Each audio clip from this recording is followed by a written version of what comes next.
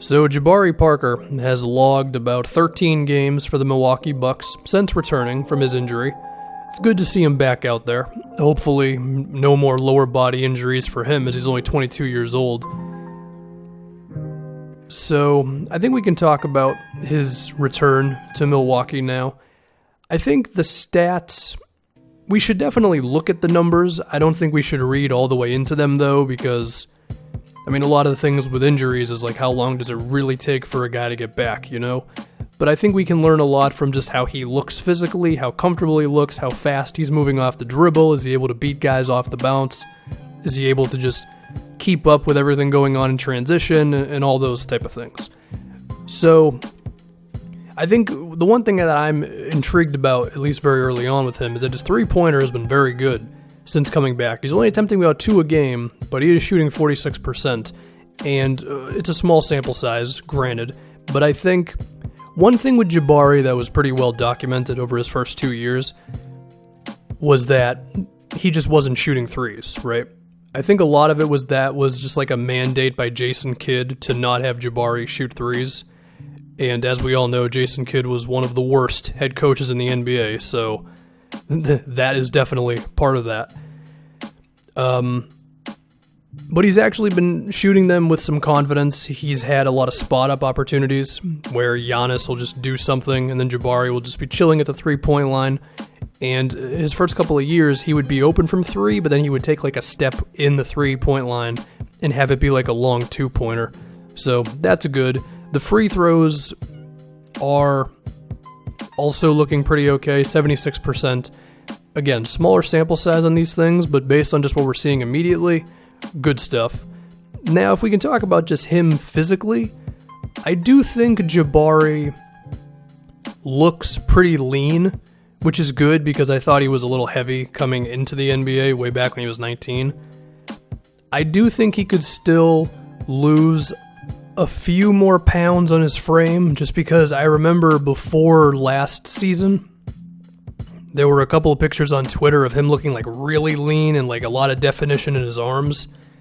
And again, he looks good now, but I don't think he's at that level, but he's been rehabbing for a while, so I'm not going to freak out about that one. If we do look at his general athleticism, the one thing he has going for him is that he's playing power forward, so he has an athletic advantage a lot of the time. Against the Pelicans, he was mostly being defended by Nikola Mirotic. He can beat Mirotic off the dribble and all that. He can outrun Mirotic in transition. In the Wizards game, he was being defended sometimes by Mike Scott. Again, I think Jabari has no problem outmaneuvering the star of The Office. Shout out to Steve Carell. But he was also being defended by Kelly Oubre during that Wizards game, and I think that's the kind of guy where Jabari, just where he is right now, given that he just came back from the injury, could have some trouble getting by consistently. But I have to assume that next season especially, Jabari should be able to take a guy like Oubre off the bounce. And even if he's not going to get by all the good athletic defensive fours in the NBA, he should be able to outmuscle a lot of them. Because even with weight loss, Jabari, I'm assuming, like, at his lightest would be like 235. I mean, he has some real craftiness around the basket and post moves and all that, and he's a decently strong guy. So I think you look at a power forward like, I don't know, Marvin Williams, for example. I think Jabari, his combination of what he can do off the bounce on top of that strength, he should be able to defend someone or go at one of the better defenders at the 4th spot in the league. Now, as for some other things with him, his defense has still been kind of rough. Even last year, his defense was still his weak spot. I think that's something that he's just going to struggle with throughout his career. And given that he has now had 2 significant lower body injuries, his defense might even be set back by a year or 2. Like, if he never got hurt, Jabari might have grown into an okay enough defender by now in his 4th season. But, injuries suck. We all know this. Now, as for why Milwaukee has been losing a bit lately, I think a lot of that is they're just missing Malcolm Brogdon, because he was the third ball handler, I guess, behind Giannis and Bledsoe. I wouldn't pin too much of that on Jabari. But I guess since I mentioned Brogdon, I guess we can just go on to just Jabari's makeup with this whole Bucks team. I have said this before, so I don't want to harp on it for too long, but they need Jabari's scoring next to Giannis, especially in today's NBA where there's just so many high-powered offenses. You look at Chris Middleton, right? Middleton is at 20 points a game. I remember someone in the comments section of the last time I talked about them said, well, can't Middleton be the second option? I don't think he can, because the thing with Middleton is, for him to score 20 points, he has to kind of take control of the entire offense. He has to shoot like 16, 17, 18 times a game. He has to go through a lot of isolations and post-ups, and one thing with Middleton is he doesn't always make the right basketball play. Like, there are times when he's wide open for three and he chooses to attack off the dribble instead. He sometimes misses guys that are wide open. Middleton has like some Dion Waiters in him. It's not up to Dion Waiters levels, but it's kind of there for him. And I just don't think he's good enough to warrant how much you would have to give him the ball in order for him to put up 20 points a game. Whereas on the flip side, Jabari can just kind of flow within the offense, and he can just put up 20 points a night just by simply existing, because he can attack switches way better than Middleton can. He's just more crafty, he's a better ball handler, all that stuff. If we go into stats, if we look at Jabari's 2017 season, put up 20 a game, and we look at Middleton right now, putting up basically 20 a game, first off, Jabari was just way more efficient. Shot better from the field, shot better from three, and that was when Jabari was just getting like the leashes taken off of him from Jason Kidd.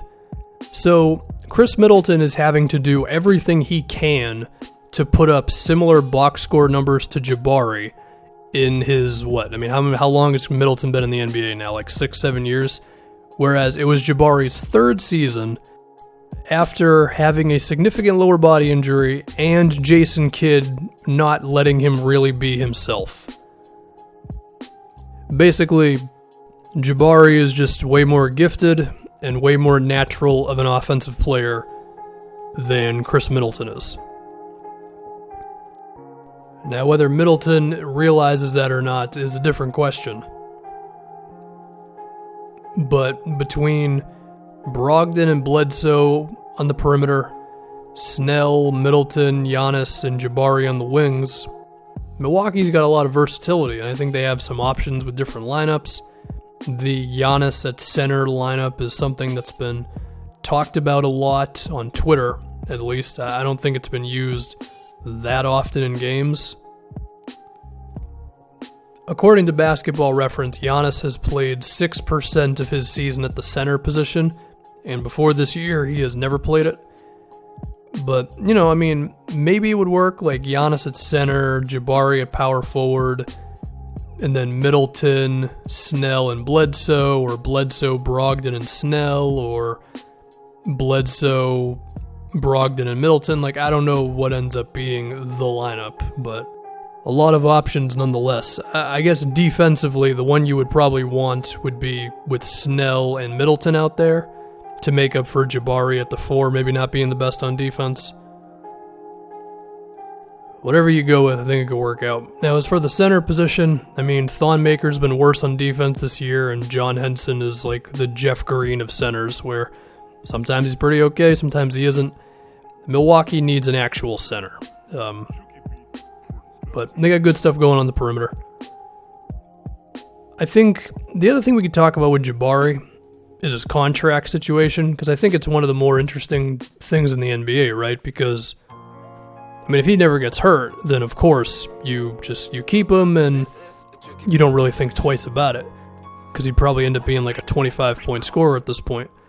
However, Jabari is of course a free agent. I think Milwaukee should do almost basically anything to re-sign the guy. I don't think it would cost you more than, say, 10 million, 11 million, something like that, given that, like, nobody has cap space nowadays. But among the teams that do, which are a lot of the bad teams in the NBA, and then the 76ers, does someone throw an obscene offer at Jabari Parker that you're forced to match? Like, what if someone offers him like $17 million a year?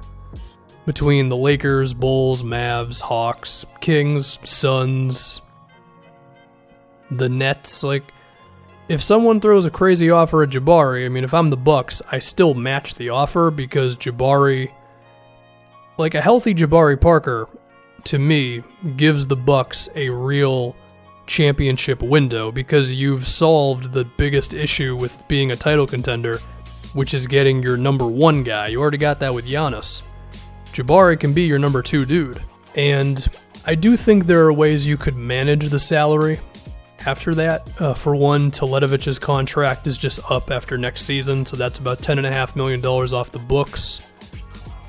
Now, you do have Bledsoe's contract in 2020. Middleton also has a player option after 2020. But I do think Dellavedova's contract of $9 million, which is up at the same time that Middleton's is, and I should say that John Henson's contract is up after 2020 as well. You might have to find a way to move one of those or even both of those contracts if you end up re-signing everybody here between Bledsoe and Middleton and all that. But, I mean, if you've got a real title contender here, then you go for it, you know? Now, I don't think it's ridiculous to think that... Oh, I should say Malcolm Brogdon's contract will be up after next season as well. That's another guy you gotta deal with. I don't think it's ridiculous to think that moving someone like Middleton for an actual center could be something that Milwaukee does down the road here. I'm just speculating on that one, but we'll have to see. But I think Jabari Parker will be back on the Bucks next season. I do think someone is going to throw some money at him in restricted free agency, but I think they will re-sign him, and I think they should. So, Jabari's good, man. I don't think we're going to really see him, like what he was showing last year, until maybe like 10 to 15 games into next season, because at that point the timetable has been a pretty long time. So, yeah, but he looks good, and hopefully he can be the number 2 star next to Giannis, and the Bucks can really get this thing rolling.